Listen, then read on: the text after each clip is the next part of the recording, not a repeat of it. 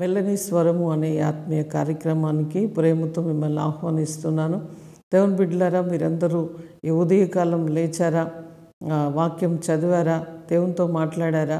ప్రార్థిస్తూ ఉన్నారా? ఎలా ఉన్నారు? బాగున్నారా? చూడండి, ప్రతిరోజు కూడా దేవునితో నడుస్తున్నా మన జీవితంలో నూతనమైన కార్యములు ప్రభు చేస్తాడు.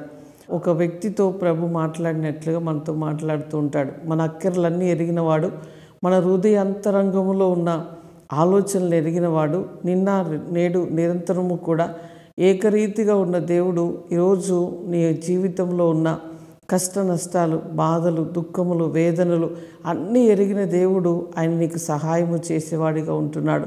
నీకు విస్తరణ కలగజేసే దేవుడుగా ఉంటున్నాడు.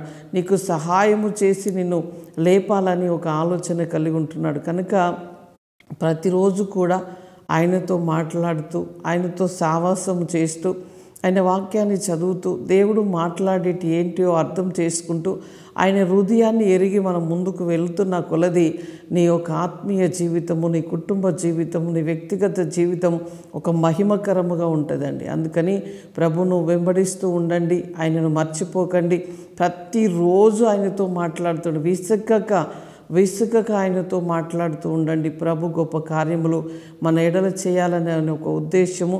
ఈరోజు వాగ్దానం దేవుడు మనతో మాట్లాడనైనా హోషేయ గ్రంథం 14వ అధ్యాయం 6వ వచనాన్ని చదువుకుందాం. అతని కొమ్మలు విశాలముగా పెరుగును, ఒలివ చెట్టుకు కలిగినంత సౌందర్యము అతనికి కలుగును, లెబానోనుకున్నంత సువాసన అతనికి ఉండును. కొమ్మలు విస్తరించడం అంటే ఆశీర్వాదము. అదే విధముగా సౌందర్యము అంటే మంచి ఆరోగ్యము, మంచి బలము, మంచి ఒక ఆరోగ్యము కలిగిన జీవితాన్ని ఇస్తానని ప్రభు మాట్లాడుతున్నాడు. లెబానోను దేవదారు వృక్షముకున్నంత అంత ఒక బలమును ఇచ్చి ప్రభు అంటే దేవుని యొక్క మందిరములో, నీ కుటుంబంలో, నీ వ్యక్తిగత జీవితంలో, నీ శరీరము, నీ యొక్క వ్యాపారము, నీ యొక్క ఉద్యోగము, నీ దినచర్య అంతటిలో కూడా ఒక విస్తరణ చూడబోతున్నావు. నీ కొమ్మలు వ్యాపించినట్లుగా ప్రభు యొక్క మహాకృప, ప్రభు యొక్క ఆ బలమైన హస్తము నీ కొమ్మలను వ్యాపించినట్లుగా చేయబోతున్నది.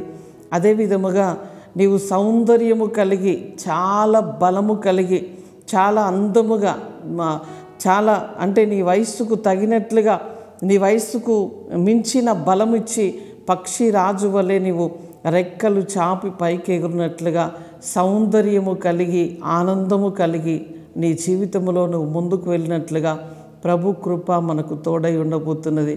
కనుక దేవుని బిడ్డలారా, ఈరోజు చింతతో ఉన్నావో, బాధతో ఉన్నావో, ఇంకా నీ జీవితంలో నీ ఆలోచనలకు తగినట్లుగా నీకేం కనిపించకపోవచ్చు, కానీ ఒక రోజు ఉన్నది. ప్రభు నిన్ను లేవనెత్తబోతున్నాడు, నిన్ను ఉన్నతమైన స్థాయిలో పెడతాడు.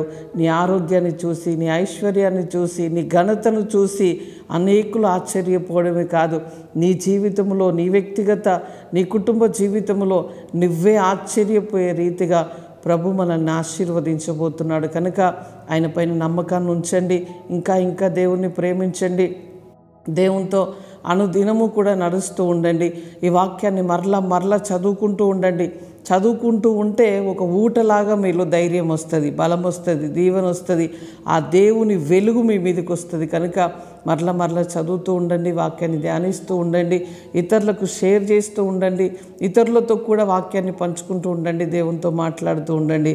దేవుడు మనతో ఉన్నాడు. ప్రార్థన చేసుకుందాం. పరిశుద్ధుడా, జీవము కలిగిన మా తండ్రి, నీకు స్తోత్రాలు చెల్లిస్తున్నాం.